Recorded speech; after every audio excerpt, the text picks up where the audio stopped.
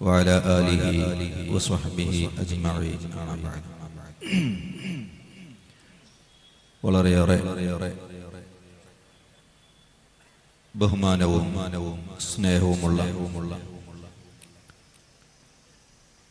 കർണാടക സുന്നി മുസ്ലിമീങ്ങളുടെ ആവേശമായ ബഹുമാനപ്പെട്ട സയ്യിദ് മൽജദ് തങ്ങൾ അവർകൾ SYS സ്റ്റേറ്റ് പ്രസിഡന്റ് ബഹുമാനപ്പെട്ട ബഷീർ സൈദി ഉസ്താദ്, മറ്റ് സാദാത്യങ്ങൾ, ആലിമീങ്ങൾ, ഉമറ നേതാക്കൾ, ഒരുമിച്ച് കൂടിയ സ്നേഹനിധികളായ SYS-ന്റെയും SSF-ന്റെയും മറ്റ് സുന്നി സംഘടനകളുടെ പ്രവർത്തകന്മാരെ, നേതാക്കളെ, അല്ലാഹു സുബ്ഹാനഹു വ തആല ഈ മഹത്തായ സംരംഭം നമ്മളിൽ നിന്ന് ഖബൂൽ ചെയ്യുമാറാവട്ടെ എന്ന് ആദ്യമായി ദുആ ചെയ്യുന്നു. SYS സുന്നി യുവജന സംഘം സംഘടിപ്പിച്ച മാതൃകാപരമായ കല്യാണത്തെ സംബന്ധിച്ചുള്ള ക്യാമ്പയിനിന്റെ സമാപന സമ്മേളനമാണ് ഇവിടെ നടന്നുകൊണ്ടിരിക്കുന്നത്. നേരത്തെ സൂചിപ്പിച്ചതുപോലെ ഇതൊരു നിശ്ചിത പീരീഡിലേക്ക് അഥവാ സമയത്തിലേക്ക് നിശ്ചയിക്കപ്പെട്ട ഒരു ക്യാമ്പയിന്റെ സമാപനം എന്നല്ലാതെ നമ്മുടെ ആശയത്തിന്റെയോ ഈ ഒരു ആന്തോളനത്തിന്റെയോ സമാപനമല്ല ഈ സമ്മേളനം. നമുക്കറിയാം, മുസ്ലിം സമൂഹത്തിൽ കല്യാണത്തിന്റെ പേരിൽ നടക്കുന്ന അനിസ്ലാമികമായ പരിപാടികൾ, നിഷിദ്ധമായ ഹറാമായ ഒരുപാട് കാര്യങ്ങൾ സമൂഹത്തിൽ അധികരിച്ചു കൊണ്ടുപോവുകയാണ്. കൊല്ലം കൂടിക്കൊണ്ടുപോകുമ്പോൾ പല ഹറാമുകളും അധികരിച്ചു കൊണ്ടുപോകുന്നു എന്നത് ഒരു ദുഃഖസത്യമാണ്. അതുകൊണ്ട് തന്നെ ഈ ഒരു നിഷിദ്ധമായ അനിസ്ലാമിക പ്രവർത്തനങ്ങൾ അവസാനം കുറിക്കുന്നത് ഈ ഉമ്മത്തിന്റെ ബാധ്യതയാണ്. അതിനു വേണ്ടി സമൂഹത്തിൽ ഒരു ബോധവൽക്കരണം നൽകുകയും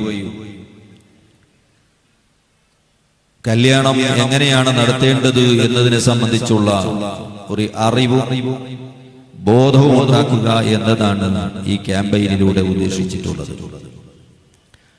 മാതൃകാപരമായ കല്യാണം എന്ന് പറഞ്ഞാൽ എന്താണ് എന്ന് വിശദമായി വിശദീകരിക്കേണ്ട കാര്യമാണ്. പക്ഷേ മഗ്രിബിനോടടുത്ത സമയമായതുകൊണ്ട് അതിലേക്കൊന്നും കടക്കാൻ ഉദ്ദേശിക്കുന്നില്ല. വിവാഹം എന്നത് ഒരു മനുഷ്യന്റെ യഥാർത്ഥ ജീവിതത്തിന്റെ തുടക്കമാണ്. ഏതൊരു കാര്യത്തിന്റെയും തുടക്കം നല്ലതായാൽ ഒടുക്കവും നന്നായിരിക്കും. നമുക്കറിയാം, നാം ഒരു ചെറിയൊരു യാത്രയ്ക്ക് വേണ്ടി ഒരു വണ്ടിയിലേക്ക് കയറുമ്പോഴും സുബ്ഹാനല്ലദീ സഖറ ലനാ ഹാദാ വമാ കുന്നാ ലഹു മുഖ്രിനീൻ തുടങ്ങിയുള്ള ദിക്റുകളും അതുപോലെ പല അദ്കാറുകൾ ചൊല്ലിയിട്ടാണ് ഒരു വണ്ടിയിലേക്ക് ചിലപ്പോൾ 1 മണിക്കൂറിന്റെയോ അരമണിക്കൂറിന്റെയോ യാത്രയിലേക്ക് നമ്മൾ കയറുന്നത്.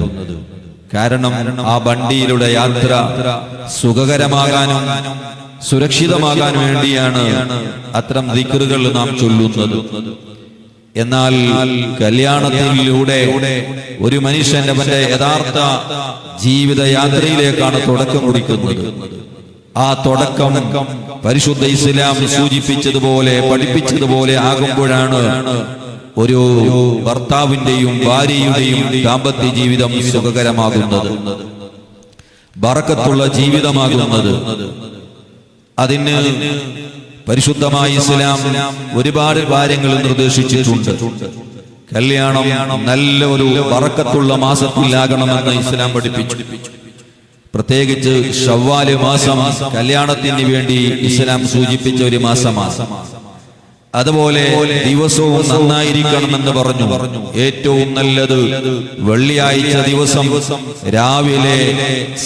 രാവിലത്തെ സമയമാണ് കല്യാണത്തിന് ഏറ്റവും നല്ല സമയമെന്നും പരിശുദ്ധ ഇസ്ലാം പഠിപ്പിച്ചു. അതുപോലെ കല്യാണത്തിന് ധാരാളം സ്വാലിഹീങ്ങളും ആലിമീങ്ങളെയും ഒരുമിച്ച് കൂട്ടണമെന്നും പരിശുദ്ധ ഇസ്ലാം പഠിപ്പിച്ചു. കാരണം എത്രമാത്രം അവിടെ ആലിമീങ്ങളും സ്വാലിഹീങ്ങളും ഒരുമിച്ച് കൂടിയോ അതിന്റെ ബറക്കത്ത് ആ കല്യാണത്തിലുടനീളം അവരുടെ ജീവിതത്തിലുടനീളം അത് നിലനിൽക്കും എന്നതിൽ സംശയമില്ല. അതുപോലെ കല്യാണത്തിന് വലീമത്ത് കൊടുക്കാനും പരിശുദ്ധ ഇസ്ലാം പഠിപ്പിച്ചു.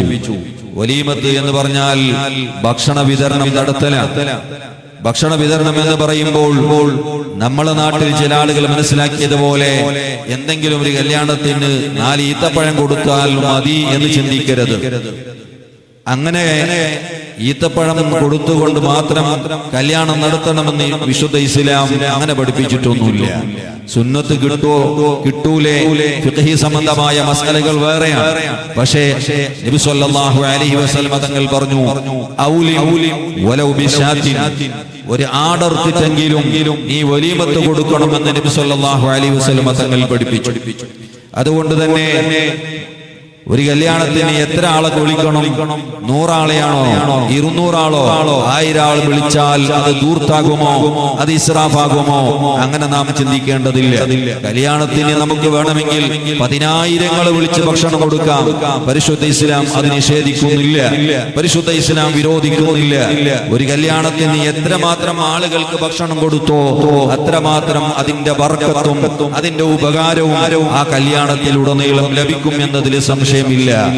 ആളുകൾക്ക് ഭക്ഷണം കൊടുക്കുന്നതിന്, സ്വതക്ക ചെയ്യുന്നതിന് ഇസ്ലാം ഒരു പരിമിതി വെച്ചിട്ടേ ഇല്ല.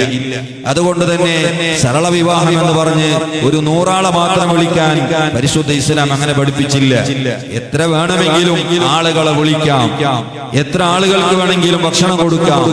അത് ഇസ്ലാം ഒരിക്കലും വിരോധിക്കുന്നില്ല. അതുകൊണ്ട് തന്നെ മാതൃകാപരമായ കല്യാണം എന്ന് പറഞ്ഞാൽ എന്താണ് എന്ന് അത് നമുക്ക് സവിസ്താരമായി വിശദീകരിക്കേണ്ട ഒരു കാര്യമാണ്. പക്ഷെ സമയക്കുറവ് കൊണ്ട് ഇപ്പോൾ അതിന് അവസരമില്ലാത്തത് കൊണ്ട് ഞാൻ അതിലേക്ക് വിശദമായി കടക്കുന്നില്ല.